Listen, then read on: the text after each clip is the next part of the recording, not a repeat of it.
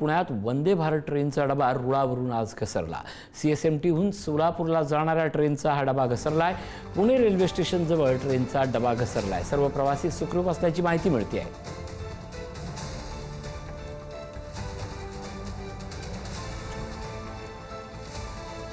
आमचे प्रतिनिधी ज्ञानेश्वर चौतमल आपल्यासोबत जोडले जात आहेत। ज्ञानेश्वर, मोठी बातमी आहे, वंदे भारतचा डबा घसरला। सर्वजण जरी सुखरूप वाचले असले तरी देखील आत्ता पुण्याच्या रेल्वे वाहतुकीवर याचा काय परिणाम झालाय? पहिला प्रश्न। दुसरा प्रश्न, रेल्वेच्या रूळ पुन्हा स्थिरस्थावर करण्याचं काम कसं सुरू आहे आणि याकडनं रेल्वेकडनं काही माहिती मिळते का?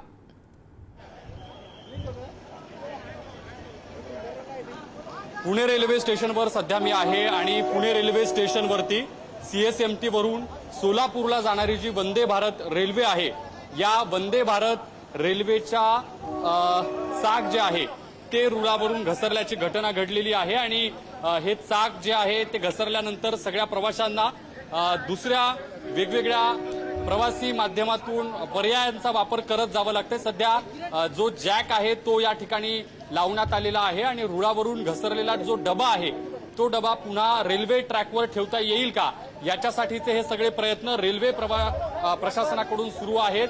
सगळे तंत्र शाखेचे असलेले संबंधित अधिकारी या ठिकाणी आलेले आहेत।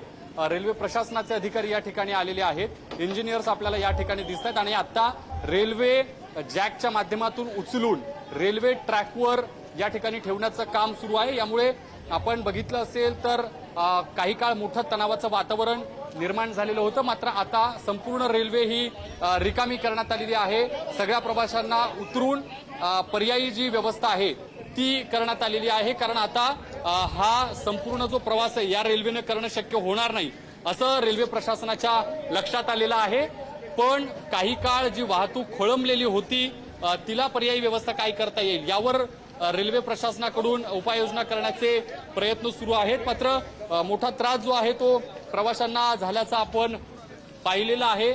या सगळ्या वंदे भारत रेल्वेतून जे प्रवास करणारे प्रवासी होते त्यांना आता वेगवेगळ्या रेल्वेमधून किंवा ट्रॅव्हल्स असतील, बस असतील, यातून जाण्याची वेळ या सगळ्या प्रवाशांवर ओढावलेली आहे। आपण जर समोरच्या बाजूला बघितलं तर आपल्याला दृश्यांवरून लक्षात येईल की कशा पद्धतीनं डबे जे आहेत ते एकमेकांचं जी एक लेंथ असते ती त्यांनी सोडलेली आहे आणि एक मोठा अनर्थ होता होता टळलेला आहे।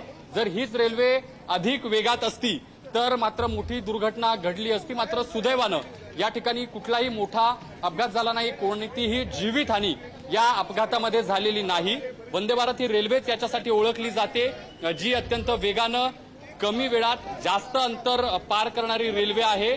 मात्र अशा वेगवेगळ्या आव्हानांचा सामना या निमित्तानं जी दुर्घटना घडता घडता टळली, यातून काही आणखी नवा बोध घेता येईल का रेल्वे प्रशासनाला आणि आणखी काही सुरक्षित प्रवासाच्या दिशेनं पावलं उचलता येतील का, हा महत्वाचा प्रश्न निर्माण झालेला आहे। खरं म्हणजे जे प्रवासी होते ते आपण सगळे उतरल्याचं पाहिलेलं आहे आणि त्यांना वेगवेगळ्या पर्यायी मार्गांनी आता त्यांच्या इच्छित स्थळापर्यंत, अर्थात जे सोलापूरला जाणारे होते किंवा पुढे जी या वंदे भारतनं गाठता येणारे जे टप्पे आहेत त्या सगळ्या टप्प्यांवरती, स्थानकांवरती उतरणारे जे सगळे प्रवासी होते त्यांना पर्यायी जी व्यवस्था आहे ती शोधावी लागणार आहे।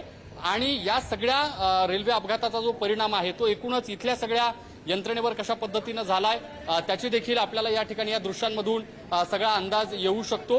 हे जे जॅक लावलेले आहेत डब्याला, डबे उचलले जातील आणि पुन्हा एकदा रेल्वे रुळावरती हे डबे पुन्हा ठेवण्याचं काम या ठिकाणी सेंट्रल रेल्वेच्या या सगळ्या कर्मचाऱ्यांकडून, अधिकाऱ्यांकडून सुरू आहे। सुदैवानं नक्कीच एकूणच या सगळ्या बाबतीत रेल्वेकडनं युद्ध पातळीवर काम सुरू आहे।